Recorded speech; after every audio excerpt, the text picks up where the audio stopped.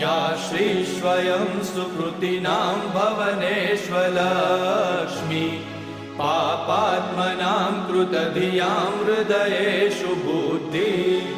श्रद्धा सतां कुलजनप्रभवस्य लज्जा तां त्वां नतास्म परिपालय देवि विश्वम् किं वर्णयाम तव रूपमचिन्त्यमेतत् किं चातिवीर्यमसुरक्षयकारि भूरि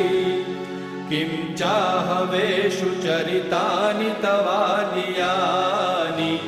सर्वेषु देवसुरदेवगणादिकेषु